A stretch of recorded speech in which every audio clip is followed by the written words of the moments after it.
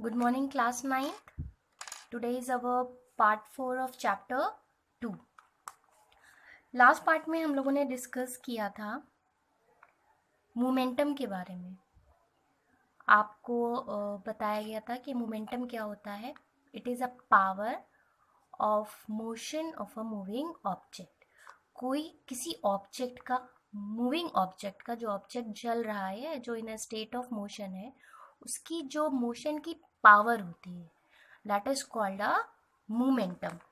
Momentum का formula था, momentum is equal to, it is denoted by the symbol P and it equal to mass into velocity.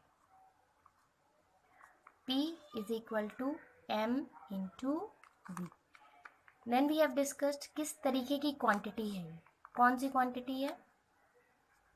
It is a vector quantity.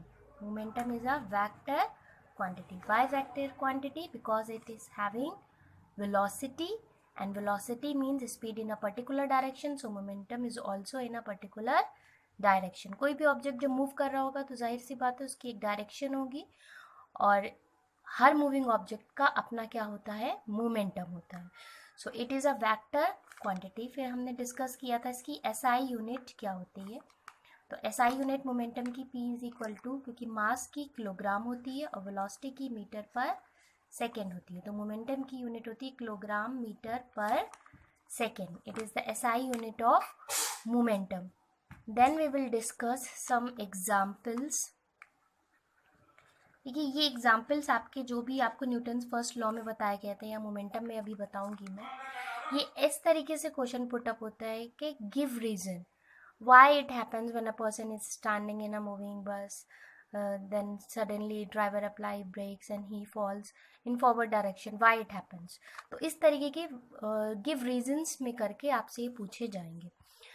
देखिए, बहुत ही common सा example है. यहाँ पर हमने कुछ एग्जाम्पल्स एक्सप्लेनेशन लिखे हुए हैं. A person get injured in case of hitting by a moving object such as stone, pebbles और एनीथिंग, व्हाई इट हैपन. जैसे क्वेश्चन ये होगा, why a person get injured in case of hitting by a moving object. जब किसी इंसान को किसी चलती हुई चीज़ से मारा जाता है, जैसे कि स्टोन है, पेबल है या एनीथिंग है, किसी भी चीज़ को अगर मूव करके ऐसे करके मारा जाएगा तो उसके क्या लगता है, ही गॉट इंजर्ड, उसके चोट लगती है. ऐसा क्यों होता है? Because of momentum, because of momentum of that object. क्योंकि चलती हुई जो भी चीज़ थी, जो भी चीज़ होती है, उसका अपना मोमेंटम होता है, यानी पावर होता है, पावर ऑफ मोशन होता है, जिस वजह से person got injured because of momentum of the object. तो किसी भी चीज़ के मोमेंटम या संवेग के होने की वजह से, ठीक है, क्योंकि वो वेलोसिटी में है और उसका अपना एक मास है, इस वजह से उसके अंदर एक मोमेंटम है या संवेग है.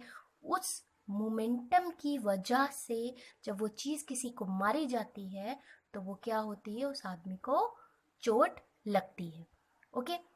Even a small bullet. अब बुलेट आप लोग ने सबको पता है कि बंदूक की जो गोली होती है वो बहुत छोटी सी होती है, यानी उसका मास बहुत कम होता है, but is able to kill a person. लेकिन उसकी वजह से इंसान मर तक जाता है when it is fired from a gun. अब आप बंदूक की गोली हाथ में लेके किसी को मारो तो वो नहीं मरेगा, लेकिन जब आप गन में लेके फायर करोगे, तो गन में लेके आप क्यों फायर करते हैं? क्योंकि गन से फायर करने पे उसकी वेलोसिटी बहुत तेज हो जाती है. ठीक है.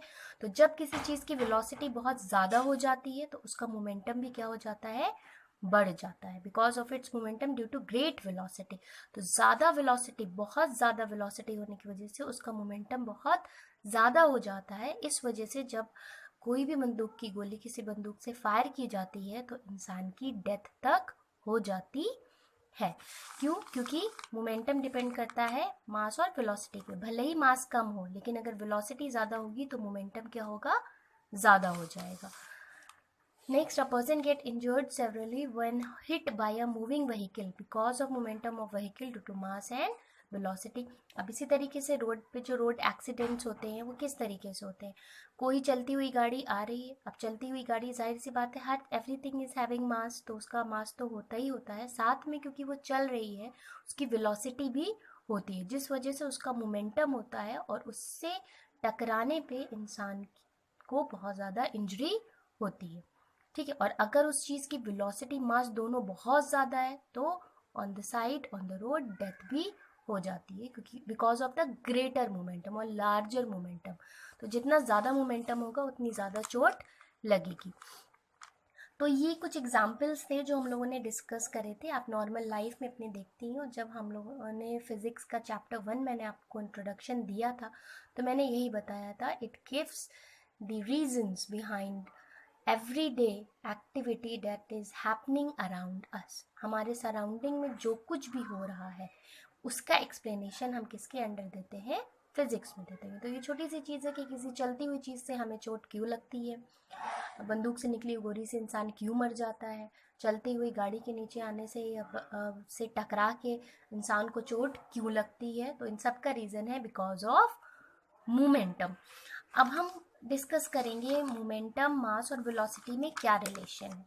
तो देखिए, momentum p is directly proportional to the mass, यानी कि mass is greater, momentum is greater, mass is less, momentum is less, and momentum is directly proportional to the velocity.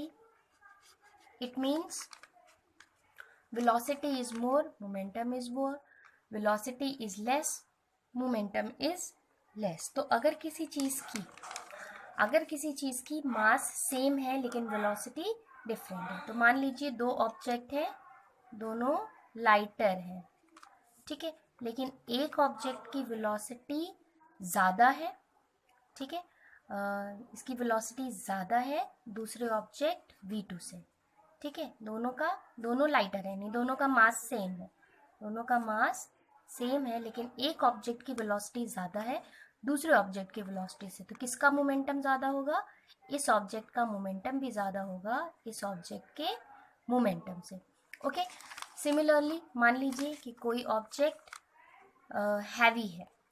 Heavy है मतलब उसका मास ज़्यादा है। तो मान लीजिए ये ऑब्जेक्ट है जो m1, इसका मास ज़्यादा है ऑब्जेक्ट m2 से, इसका मास ज़्यादा है और इसकी वेलोसिटी भी इस ऑब्जेक्ट से ज़्यादा है। तो जब दोनों ज़्यादा है तो उसका मोमेंटम भी दूसरे ऑब्जेक्ट के मोमेंटम से ज़्यादा होगा, ठीक है। अब दूसरा केस क्या हो सकता है, इसका मास इसके मास से बड़ा हो लेकिन इसकी वेलोसिटी से कम हो, यानी इसकी वेलोसिटी ज़्यादा हो, तो उस केस में क्या होगा, दोनों का प्रोडक्ट, जिसका प्रोडक्ट ज़्यादा होगा उसी का मोमेंटम ज़्यादा होगा, जिसका प्रोडक्ट कम होगा उसका मोमेंटम कम होगा। जैसे मान लीजिए कि कहा जाए दो ऑब्जेक्ट हैं, एक ऑब्जेक्ट का मास है 5 किलोग्राम और दूसरे ऑब्जेक्ट का मास है 2 किलोग्राम, ठीक है। इस ऑब्जेक्ट की वेलोसिटी कम है, तो मान लीजिए 2 मीटर पर सेकेंड इसकी वेलोसिटी है और इस ऑब्जेक्ट की वेलोसिटी ज़्यादा है, मान लीजिए 10 मीटर पर सेकेंड है, ठीक है। अब आप इन दोनों का प्रोडक्ट निकालिए, इसका मास और इसकी वेलोसिटी कितना आ जाएगा, 5 इंटू 10 यानी कि 10, और इन दोनों का प्रोडक्ट निकालिए तो 2 इंटू 10 यानी कि 20। तो आपने देखा किसका प्रोडक्ट ज़्यादा आया, 20, तो इसका मोमेंटम ज़्यादा होगा और इसका मोमेंटम कम होगा। तो अगर आपको नहीं पता है कि किसका मोमेंटम ज़्यादा है किसका कम है, क्योंकि सब मास भी डिफरेंट है, वेलोसिटी भी डिफरेंट है, तो आप फॉर्मूले से उसका मोमेंटम कैलकुलेट करेंगे और जिसका मोमेंटम ज़्यादा निकलेगा उसकी बॉडी से हिट होने पर किसी भी पर्सन को ज़्यादा इंजरी आएगी, ठीक है, अगर क्वेश्चन आपसे ऐसे पूछा जाएगा तो इस तरीके से क्या होता है कि आपके ये न्यूमेरिकल्स वगैरह मोमेंटम से आते हैं। मोमेंटम की यूनिट पूछी जाएगी तो आप ये यूनिट लिखेंगे, पूछा जाएगा मोमेंटम कैसी क्वांटिटी है तो आप वेक्टर क्वांटिटी लिखेंगे, डेफिनेशन पूछी जाएगी तो आप लिखेंगे the product of mass and velocity of a body is called its momentum, ठीक है। फिर पूछा जाए, मान लीजिए इस तरीके से क्वेश्चन पूछा जाता है, if a body is having greater mass but less velocity and another body is having same mass but more velocity, so which body will have more momentum। तो अगर मास दोनों के सेम है तो जिसकी वेलोसिटी ज़्यादा है उसी का मोमेंटम भी ज़्यादा होगा, और अगर दोनों के डिफरेंट दिए हैं तो आप फॉर्मूला लगा के कैलकुलेट करेंगे और उसके बाद आप मोमेंटम निकालेंगे, ठीक है। Now moving towards the next topic, और नेक्स्ट टॉपिक है हमारा Newton's second law of motion. Our second topic is Newton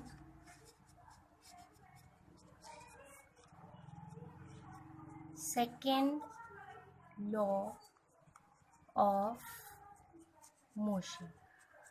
okay हमने Newton first law of motion में क्या डिस्कस किया था? We have discussed in Newton first law. In first law, Newton said that a body will remain in a state of rest or uniform motion unless it is compelled to change its state by application of external forces. कोई body अगर rest में है तो rest में ही रहेगी, अगर uniform motion से चल रही है या अगर विराम अवस्था में है तो विराम अवस्था में ही रहेगी, अगर वो किसी समान चाल से चल रही है तो उसी चाल से चलेगी जब तक उस पर कोई बाह्य बल या एक्सटर्नल फोर्स लगाकर उसकी स्टेट में चेंज ना किया जाए. ठीक है, इसे बोलते हैं Newton first law of motion, जिसे लॉ ऑफ इनर्शिया भी बोलते हैं. कभी कभी पूछा जाता है what is Newton first law second name, और what is Newton first law also known as. Newton के गति का प्रथम नियम और किस नाम से जाना जाता है? तो आपका होगा लॉ ऑफ इनर्शिया या जड़त्व का नियम. तो Newton second law of motion क्या है? अब हम आज पढ़ेंगे Newton second law of motion. तो Newton second law of motion states that the rate of change of momentum of a body, the rate of change of momentum of a body is directly proportional to the applied force on the body. What I said, Newton's second law states that rate of change of momentum, rate of change of momentum is directly proportional to the force applied on body. यानी कि किसी body का जो संवेग परिवर्तन की दर होती है, रेट मीन्स दर और चेंज मीन्स परिवर्तन, किसी भी बॉडी की संवेग परिवर्तन की दर उस पे लगे हुए फोर्स के डायरेक्टली प्रोपोर्शनल होती है, यानी कि उसे बोलते हैं समानुपाती होती है. ठीक है, तो संवेग परिवर्तन की दर लगे हुए बल के समानुपाती होती है. ठीक है, is directly proportional to the force, और इसी को बोलते हैं Newton second law of motion. ठीक है, तो ये लॉ जो दिया था ये न्यूटन ने दिया था, और न्यूटन ने ये इन्वेंट किया था. ठीक है, उन्होंने बहुत सारे एक्सपेरिमेंट किए थे और उन्होंने उसके बाद में जब एक्सपेरिमेंट करके कैलकुलेशंस किए तो उन्होंने ये डिस्कवर किया कि किसी भी बॉडी पे बॉडी का जो मोमेंटम होता है उसमें जो चेंज होता है टाइम के साथ में, जो उसमें चेंज होता है वो उस पर लगे फोर्स के प्रोपोर्शनल होता है. यानी कि फोर्स अगर ज़्यादा होगा तो रेट ऑफ मोमेंटम भी ज़्यादा होगा, फोर्स अगर कम होगा तो रेट ऑफ मोमेंटम भी कम होगा. तो सबसे पहले हम चेंज ऑफ मोमेंटम निकालेंगे इस लॉ को प्रूफ करने के लिए.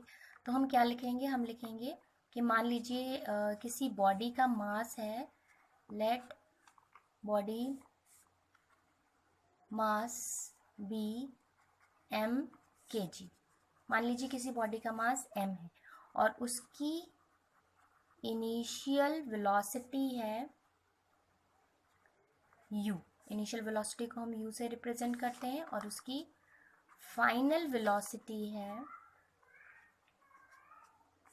v. ठीक है, और t क्या है? टाइम है. t टाइम में उसकी वेलोसिटी u से v हो गई है. ठीक है, और बॉडी का मास है m. तो इनिशियल मोमेंटम क्या होगा? इनिशियल मोमेंटम क्या होगा? यानी कि प्रारंभिक संवेग. Initial momentum will be mass into initial velocity. Okay, और फाइनल मोमेंटम क्या होगा? Final momentum will be mass into final velocity. Okay, अब चेंज इन मोमेंटम क्या होगा? चेंज इन मोमेंटम क्या होता है? Final minus initial. संवेग में जो परिवर्तन होता है वो अंतिम संवेग माइनस प्रारंभिक संवेग के बराबर होता है. तो फाइनल है mv और इनिशियल है mu. ठीक है, इसमें से m हम कॉमन ले लेंगे, ये आ जाएगा v माइनस u।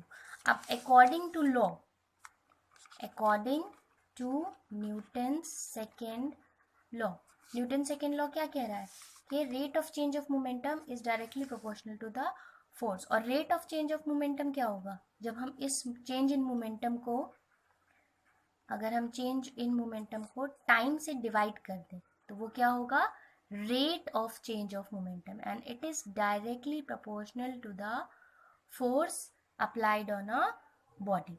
ठीक है, तो ये किसके प्रोपोर्शनल है, जो बॉडी पे फोर्स लग रहा है। अब हम देखें न्यूटन्स फर्स्ट लॉ से, sorry not from the Newton first law, first equation of motion हमारी क्या थी, v is equal to u plus a t, या v माइनस यू, यू को उधर भेज दे, is equal to a t, और v minus u upon t is equal to a, यानी a is equal to v minus u upon t. तो v minus u upon T की यहाँ पर वैल्यू हम a पुट कर देंगे, तो यहाँ पर हमारे आ जाएगा m into a is directly proportional to f, और m into a is equal to, आप लिखेंगे f is directly proportional to m into a, और f is equal to k m into a, where k is proportionality constant। proportionality constant का मतलब होता है कि वो समानुपाती कांस्टेंट होता है। ये प्रोपोर्शनैलिटी कांस्टेंट क्या होता है, जब भी हम प्रोपोर्शनैलिटी का सिंबल हटाते हैं, इज इक्वल टू लगाते हैं, तो वहाँ पर एक कांस्टेंट आ जाता है। ठीक है, हमेशा कभी भी आप देखिए, ये दोनों में फ़र्क है, प्रोपोर्शनैलिटी और इक्वल टू में डिफरेंस है। ठीक है, प्रोपोर्शनैलिटी का मतलब है कि ये इसके साथ बढ़ रहा है, और इक्वल का मतलब है कि वो उसके बराबर है। ठीक है, प्रोपोर्शनैलिटी का मतलब हुआ when one this is increasing this is also increasing, when this is decreasing it is also decreasing. पर इज इक्वल टू का मतलब हुआ कि ये इसके बराबर है। तो जब प्रोपोर्शनैलिटी कांस्टेंट प्रोपोर्शनैलिटी सिंबल हटता है तो एक कांस्टेंट लगता है जिसे बोलते हैं प्रोपोर्शनैलिटी कांस्टेंट, और इसकी वैल्यू होती है 1। ठीक है, तो यहाँ से हमें मिल जाएगा F is equal to m into a, और यही है आपका फोर्स का फॉर्मूला। तो न्यूटन का सेकेंड लॉ हमें क्या देता है, it gives formula of force, and what does it give, formula of force mass into acceleration. तो ये है हमारा Newton second law of motion. इसको आप लोग अच्छे से एक बार देखेंगे, अगर आपकी समझ में नहीं आ रहा है वीडियो को प्लीज़ एक बार और रिवाइंड करके या 2 बार और रिवाइंड करके उसको देखिएगा, और इसके नोट्स मैं आपको नेक्स्ट क्लास में दूंगी। Okay, that is all for today, have a nice day.